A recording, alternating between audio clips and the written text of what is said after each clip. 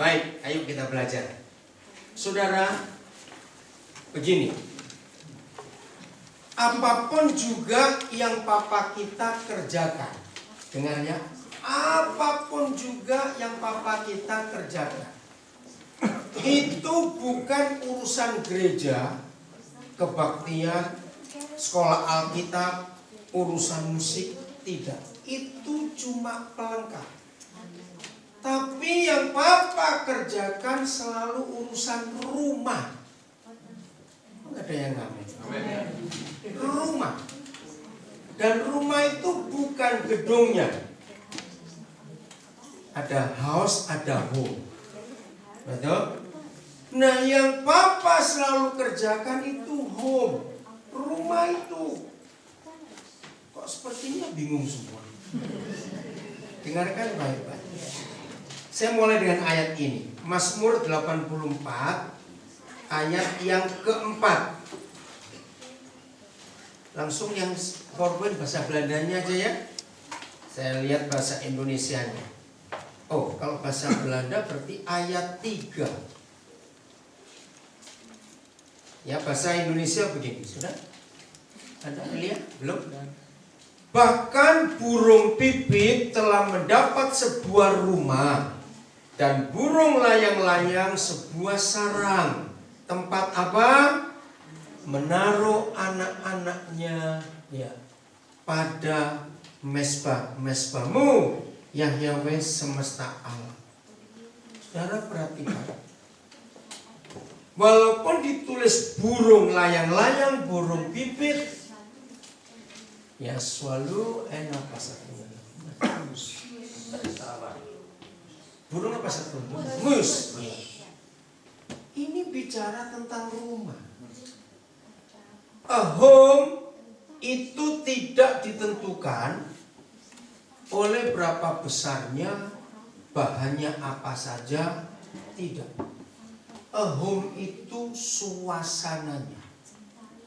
Ya, bahasa Belanda aja ada huis dan ada thuis. Ada house dan ada home. Percaya tidak? Tidak semua house itu home. Pikirkan. Saya tanya lagi. Percaya tidak? Tidak semua house itu home. Betul? A house bisa dibangun dengan duit. Saudara punya duit berapa?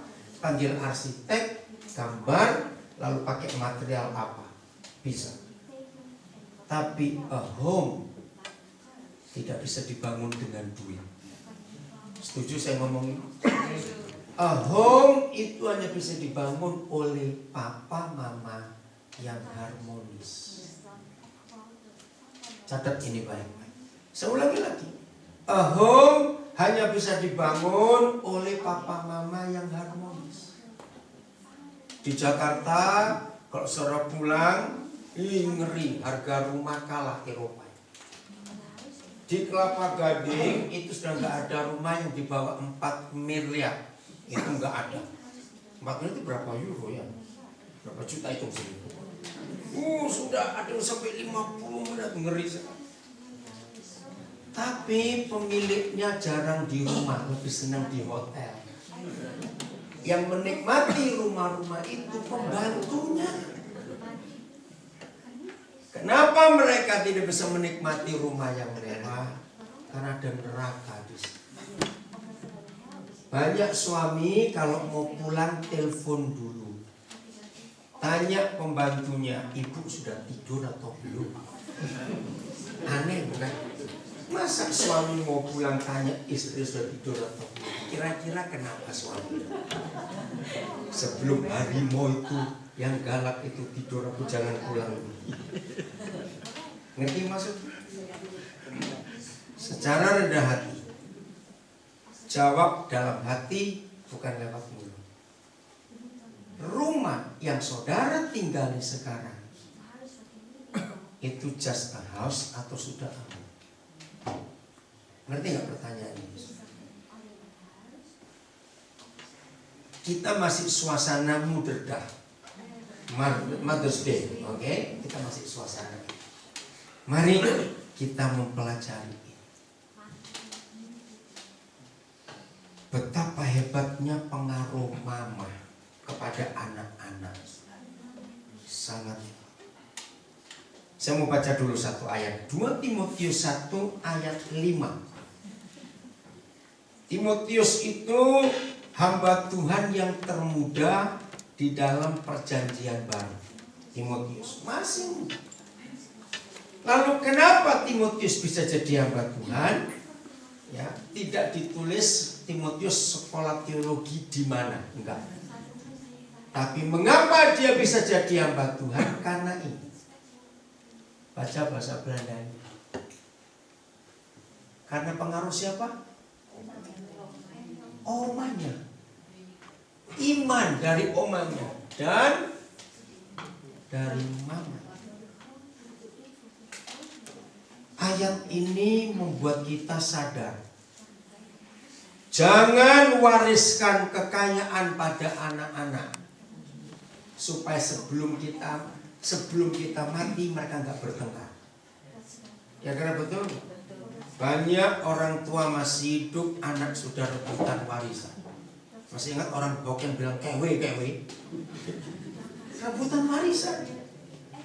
Tapi kalau kita bisa mewariskan iman pada anak-anak kita, mati kita merem, gak melek sebelah-belah. Banyak orang tua belum mati sudah sedih karena anak-anak bertengkar gara-gara warisan. Tapi inilah firman yang luar biasa. Saya mau buktikan ya kisah ini dengan fakta. Kalau saya menyebut nama Barack Obama, saudara mikir apa? Nah, Barack Obama, Presiden Amerika. Dengar, waktu dia bertumbuh di Amerika, ya tahun 60-an. Dengar, Amerika politiknya masih apartheid nggak? Betul, masih kejam sekali. Pada orang kulit hitam mereka jahat. Makin tungri sudah.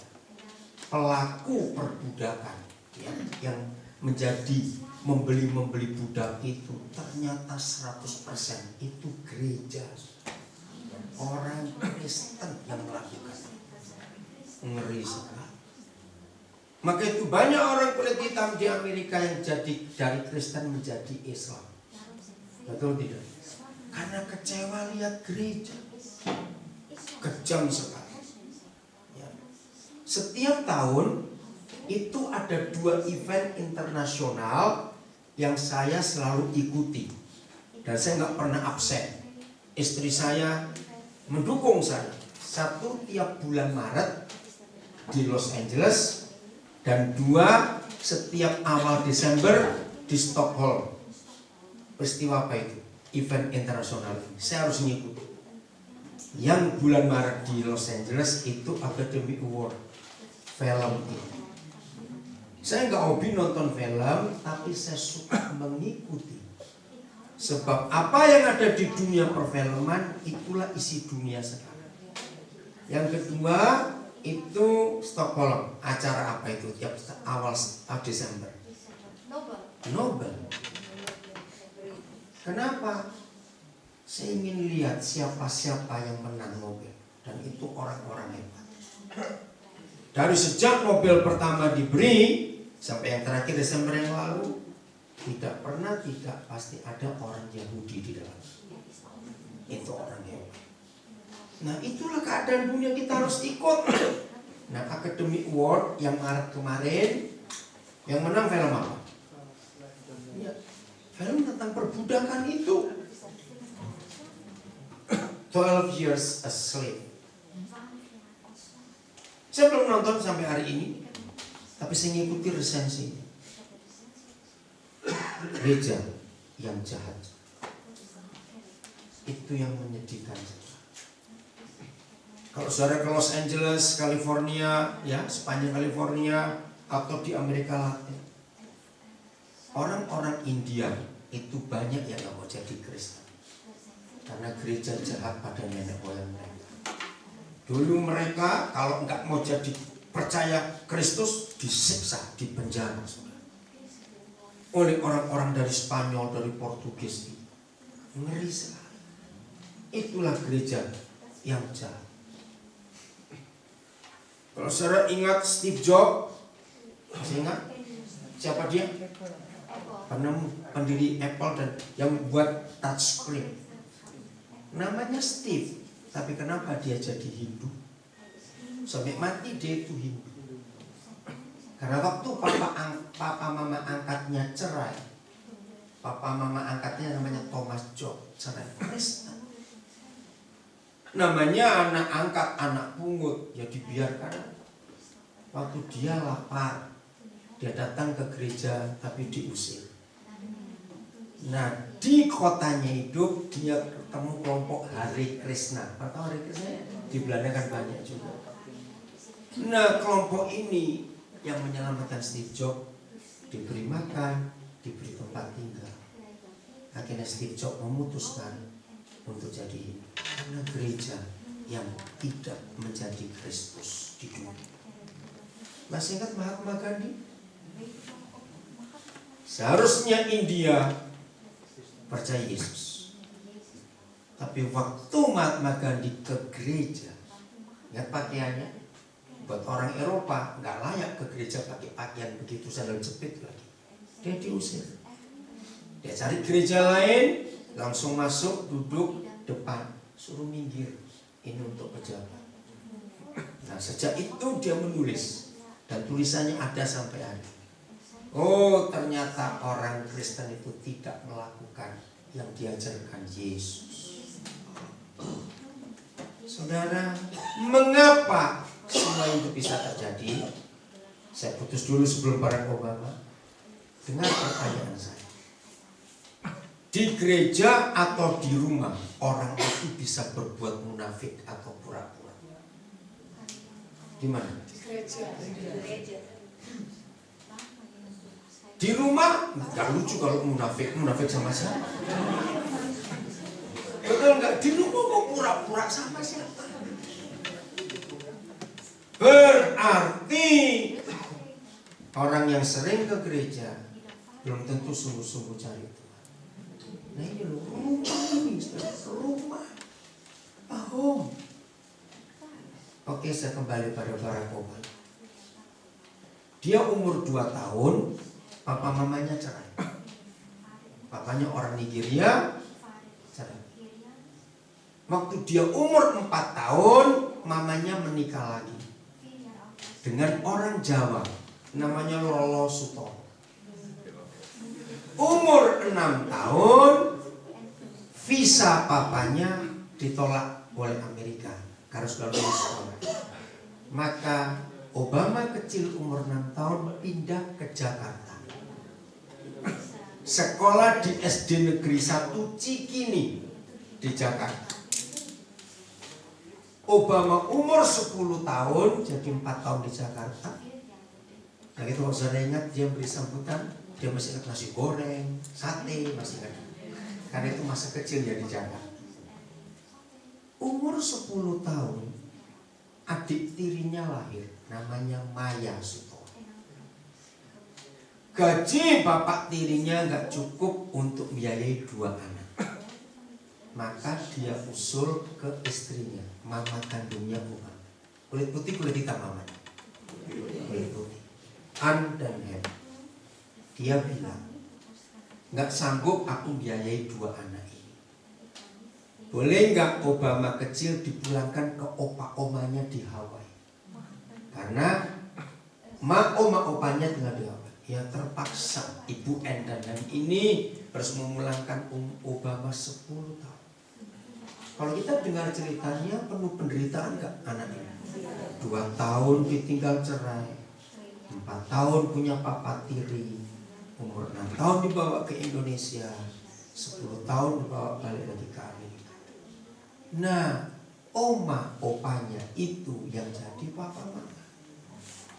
Dalam biografi yang saya baca, kalau omanya ini ngantar Obama ke sekolah, ingat loh zaman itu orang kulit putih jahat, ada orang kulit diejek. Hei, kamu bawa monyet dari mana itu? Itu kata-kata yang tajam dari orang kulit putih. Saya mau tanya kepada saudara, seharusnya Obama kecil sakit hati nggak pada orang kulit putih? Nah, ini pertanyaan penting. Kalau dia sakit hati pada orang kulit putih, bisa nggak dia jadi presiden? Kenapa nggak bisa? Ayo, kenapa nggak bisa? Ayo, kenapa? Bukan dong, kok terlalu jauh, jangan dong nggak ada yang pilih. Bukan. Kalau dia sakit hati, dia pasti jadi jahat. Betul-betul. Dia pasti jadi jahat, balas. Karena orang kulit putih itu kalau ngejek orang kulit hitam itu kejam sekali katanya. Nah, kalau Obama sakit hati, jadi dia punya track record bagus atau jelek? Jelek. Mana bisa jadi presiden? Lalu siapa yang membuat Obama itu nggak sakit hati?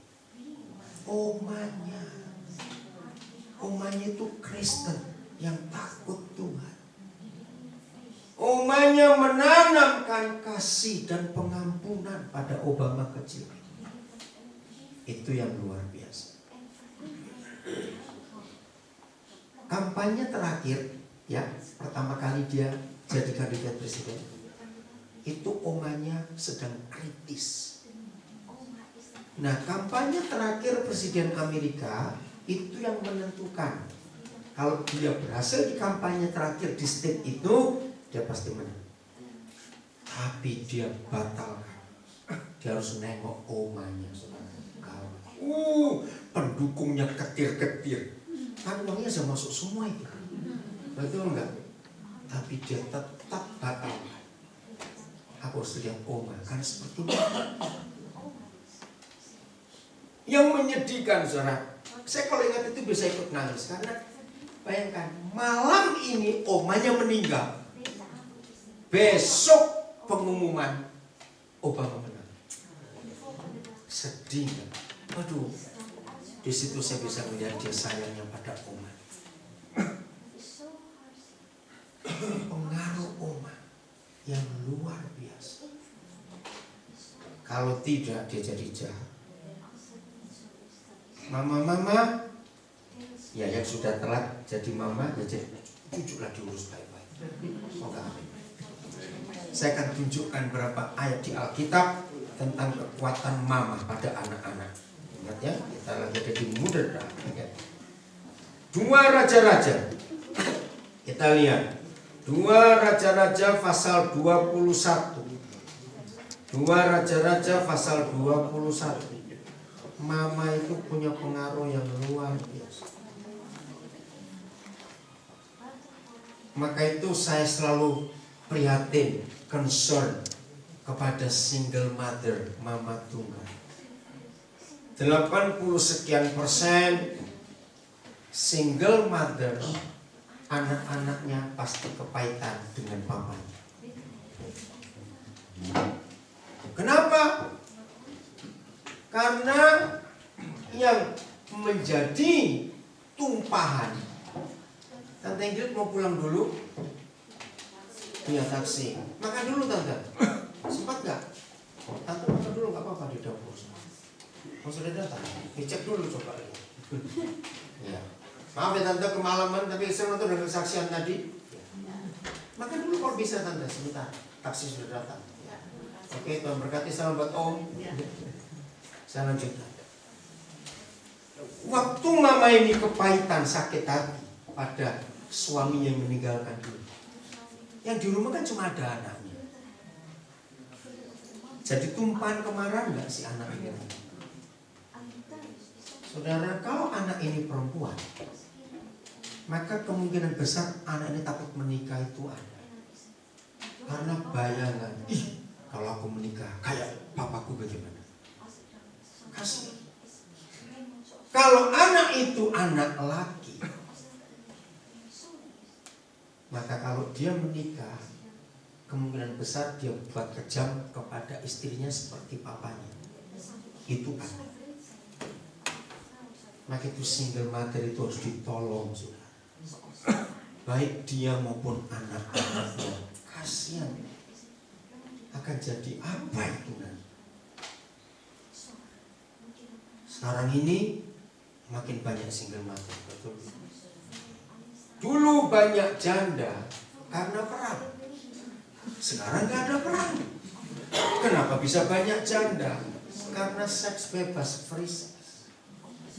Ini yang kita harus tolong. Saya mau baca dulu ya, ayat 1.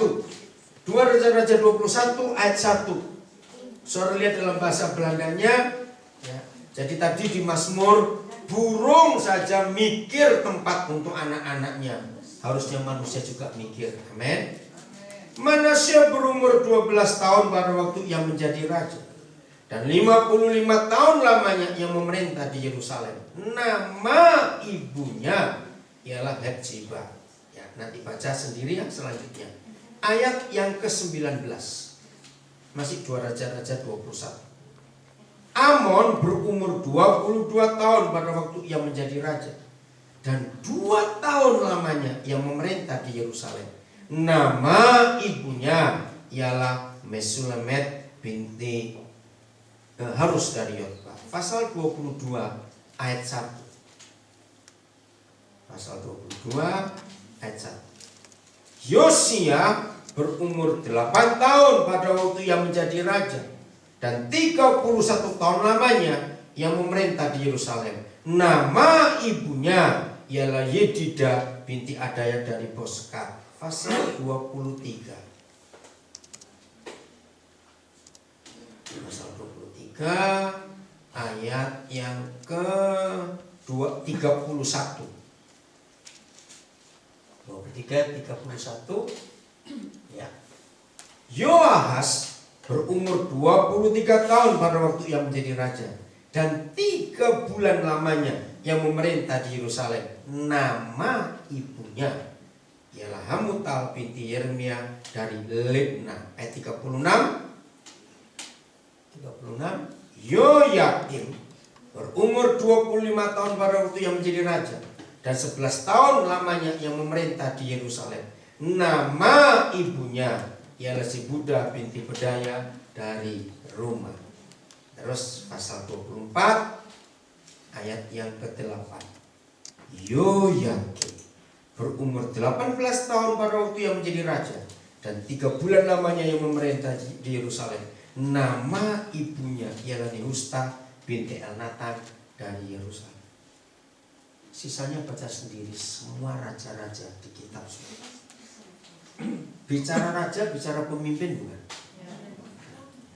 Perhatikan Alkitab. Setiap kali ada pemimpin yang disebut apa? Mamanya. Berarti maksudnya apa? Dengan menyebut mamanya itu maksudnya apa? Punya peranan penting mama itu. Nah ini ada yang pendek memerintah, ada yang lama, ada yang jahat, ada yang baik. Ternyata semua pengaruh. Sampai kira-kira umur 10 tahun ke atas, baru papa yang mulai terlibat involve ke anak itu. Dari kandungan sampai anak itu umur sekian, itu pengaruh mama. Pernah kami diskusi, dalam fakta antara suami dan istri, lebih banyak suami atau istri yang selingkuh, yang nyeleweng? Suami. Nah itu kami tanya, waktu itu saya belum menikah, diskusi ini, kenapa lebih banyak suami yang selingkuh daripada istri? Walaupun istri ada juga, tapi dibandingkan suami lebih banyak. Ibu Christine Hire, pendeta orang Sumba, sekarang ada di Denpasar, yang memberi saya jawaban luar biasa. Yang mengandung papa atau mama? Mama. Jadi semua kita sejak embrio, sejak janin sudah merasa hangatnya tubuh perempuan. Maaf saya ngomong ini. Begitu lahir, dokter bidan memberikan bayi ini ke siapa untuk dibeluk? Mama, nggak mungkin ke papanya.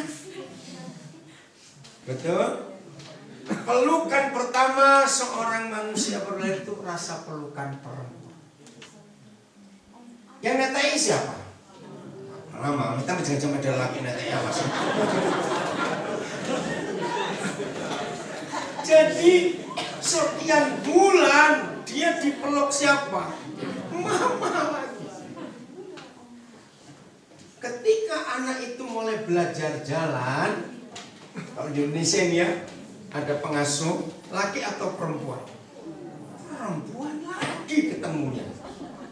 Begitu masuk ke kindergarten, gurunya ada nggak sih guru taman kanak-kanak laki-laki yang berada? Hampir nggak ada. Ada tapi jarang. Bayangkan dari berapa lama laki-laki itu kenal perempuan. Maka itu kalau istri-istri tidak bisa merawat suaminya, suaminya dirawat orang lain. Maka itu ini fakta, saudara, ini fakta. Ayo, anak laki dan anak perempuan lebih manja yang siapa? Laki. Laki itu lebih manja, saudara. Maka itu kenapa kalau ada keluarga, orang tahu anaknya 3. Tapi kalau ditanya istrinya, anakmu berapa? 4. Sering nggak dengar anak begitu? Siapa yang 1? Nah, itu dia. Ternyata fakta, laki itu lebih manja daripada perempuan. Karena naluri. Tahu ya naluri apa ya? Dari kandungan sudah kenal perempuan. Nah, maka itu para istri ini perlu dijaga baik. Maaf, saya cuma tanya ini. Karena ini pengalaman saya menyelesaikan banyak masalah rumah tangga.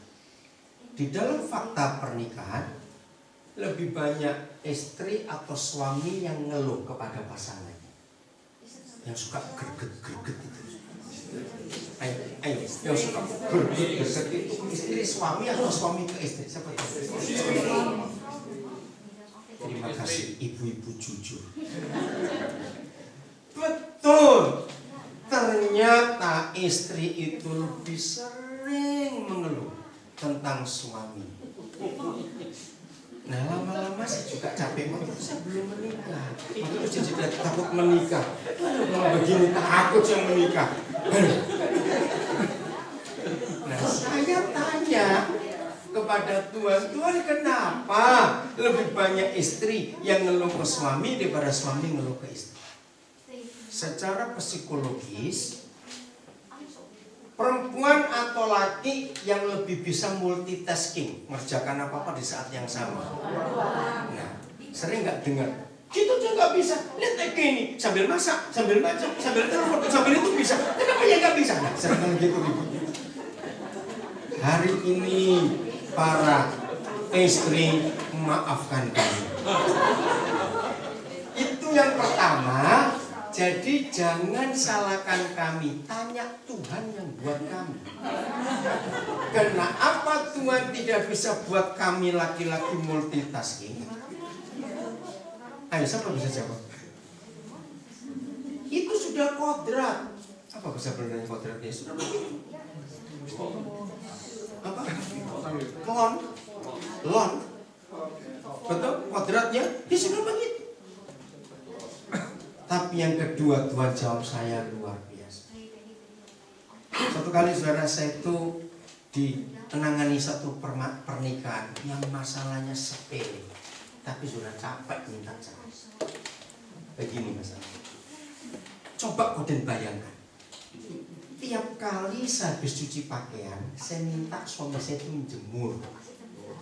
Saya tuh sudah ngajari dia kalau jemur itu begini. Salah terus. Saya tuh mau tahu. Begini kok diributin. Tapi saya nggak tahu. Begini masalahnya.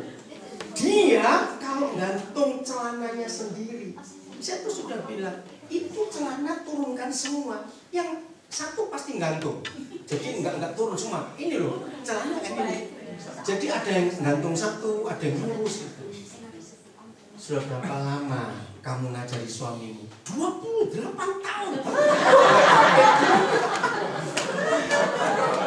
Nah terus saya ini, kami bertiga ngelayani.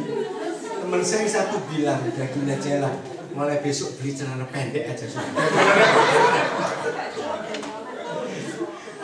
Saudara, itulah laki-laki. Katakan amin laki-laki. Bapak jadi diajari berapa kali, maafkan kami. Nah, yang buat istri jengkel karena si suami kan nggak merasa salah. Betul tidak, ayo? Nggak merasa salah.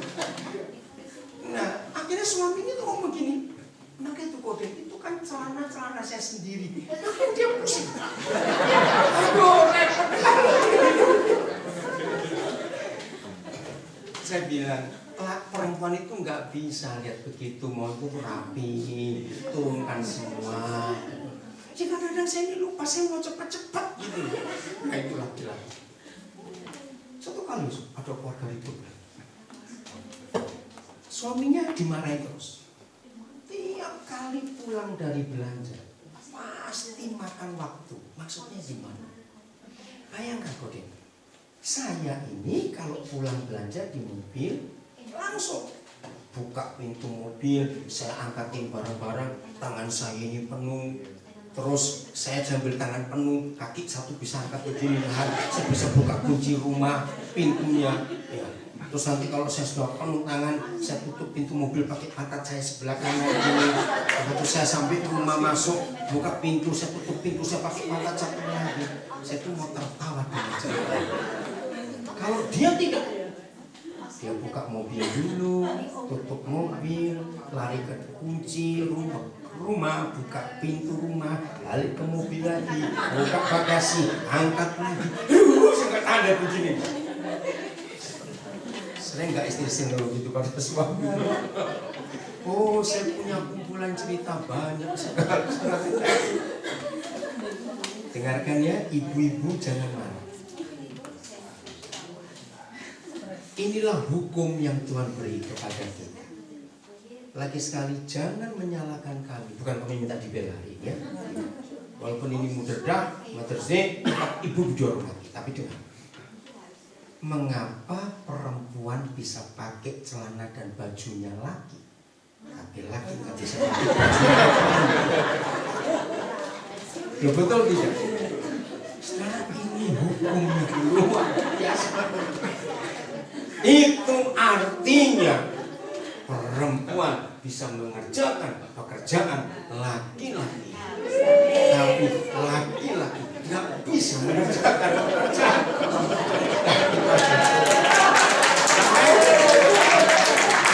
Itu jelas marahin kami.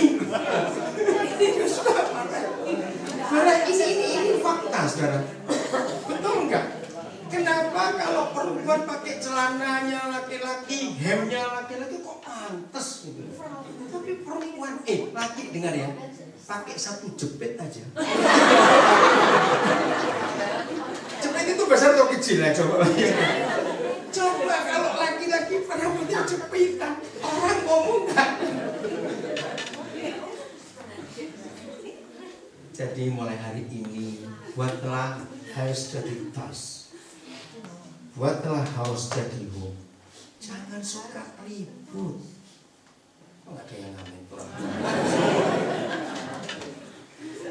Anak-anak akan melihat bagaimana hubungan kita sebagai papa mama. Betul enggak? Anak-anak itu lihat. Anak-anak itu ketakutan kalau lihat kita bertengkar. Jawab dia tuh takut. Sering kali anak-anak jadi bodoh, bukan karena dia bodoh, karena nggak bisa tidur. Ayo jujur, sering kali kalau papa mama bertengkar pagi atau malam? Nah, karena kumpul tuh. Nah waktu malam kalau kita ribut, anak-anak nggak bisa tidur. Apalagi kalau langganan ribut malam. Setiap kali mau tidur, anak itu mikir bertengkar lagi. Pikiran kita, kasihan. Kalau mereka nggak bisa tidur malam, bagaimana kita minta mereka sekolah yang benar? Di sekolah pasti ngantuk, pasti nggak bisa mikir, karena mereka bayangkan papa mamanya itu. Maka itu hari ini ambillah keputusan untuk kita buat home. Amin. Suasana rumah itu yang anak-anak rindukan. Dan itulah surga yang ada di Indonesia. Amin. Bagaimanapun juga yang namanya laki dan perempuan, catat ya, bagaimanapun juga nggak mungkin bisa dipersatukan. Sebab yang satu jalan pakai otaknya, satu jalan pakai perasaan. Betul tidak? Siapa yang pakai otak, siapa yang pakai perasaan? Ayo, siapa yang pakai otak? Suami. Yang pakai perasaan? Buat suami misalnya, anak 3, beras tinggal 2 kilo misalnya. Ini Indonesia ya, di sini roti bilang Indonesia. Bagi laki itu nggak masalah, besok bisa beli kok. Tapi bagi perempuan ini masalah. Betul tidak saudara? Karena satu pakai logika, kan bisa beli besok. Yang satu pakai perasaan. Coba lihat antara kepala dengan dada. Ini kan pikiran, dada ini perasaan. Jaraknya berapa senti? Jaraknya berapa senti? Jangan bilang ada 3 meter. Jerapah itu. Jaraknya ini pendek. Betul? Maka itu kalau laki-laki ngomong pasti menurut pendapat saya, nah itu pasti laki. Kalau perempuan menurut perasaan saya. Betul? Nah itu kalau ada cowok pakai perasaan, kamu tuh kayak cewek. Nah itu. Nggak bisa. Ini nggak bisa ketemu. Maka itu maaf saya berkata, dunia menawarkan perkawinan homo. Kenapa sih cocok? Logika dengan logika, perasaan dengan perasaan. Nah, tapi ini setan yang buat. Ngeri, saudara. Nah, kitab Efesus yang mau saya baca, catat pasal 5 ya, Efesus 5 22 sampai 33. Efesus 5 22 sampai 33. Papa menyediakan jembatan antara pikiran dengan hati kita. Jembatannya namanya pengampunan. Ada yang namanya jembatan pikiran dan perasaan itu namanya pengampunan. Ngerti maksudnya? Ketika istri jengkel pada suaminya, maka harus racun gitu. Bukan. Harus apa? Mengampuni. Ketika suami jengkel dengan istrinya karena gak pernah sama, harus mengampuni. Kalau mengampuni maka selesai. Home ada di dunia, surga ada. Pulang dari sini, jadikan rumah kita itu surga di dunia. Saling menerima satu dengan yang lain. Amin. Kasih dan pengampunan. Sebab masing-masing kita pasti punya kekurangan dan kelemahan yang beda-beda. Tuhan memberkati kita semuanya. Amin. Puji Tuhan. Lihat ke jam sana, baru jam 8:05 ternyata. Ayo kita berdoa. Nanti Putri Sion menyanyi waktu persembahan kita berikan. Bapa di surga, kami mau jujur kepadamu. Kalau ada di antara kami yang hadir malam ini, rumah kami hanya sekedar house, tapi belum jadi ties. Malam hari ini kami ingin pulang dengan damai. Kami sekarang mengerti lewat firman-Mu, pengaruh ibu itu, mama itu luar biasa untuk anak-anak. Itu sebabnya Tuhan Yesus, bagi rumah tangga yang sudah aman, kami bersyukur. Tolong supaya rumah tangga kami aman terus sampai selama-lamanya. Tapi bagi rumah tangga yang belum aman, Tuhan menolong kami. Supaya pulang dari sini kami saling mengampuni. Terima kasih Bapa yang baik. Kalau ada rumah tangga sedang goyah, malam hari ini damai surgawi turun. Kami berdoa untuk anak-anak kami, supaya mereka betul-betul menjadi anak-anak yang luar biasa. Tuhan Yesus menyatakan puas kamu. Setan, kau tidak punya hak atas keluarga kami lagi mulai hari ini dalam nama Yesus. Kau pergi dan tinggalkan keluarga kami. Terima kasih Bapa untuk kasih-Mu. Hidup kami dipulihkan. Untuk kami yang hadir belum menikah, yakinkan setiap pribadi bahwa Tuhan sudah berikan jodoh buat kami. Sehingga anak-anak ini, saudara-saudara kami ini gak perlu panik. Kalau mereka menikah, mereka akan bentuk keluarga yang harmonis. Surga ada di dunia. Terima kasih Bapak. Terima kasih untuk pesan doa Sion. Terima kasih Engkau baik. Dalam nama Tuhan Yesus. Amin.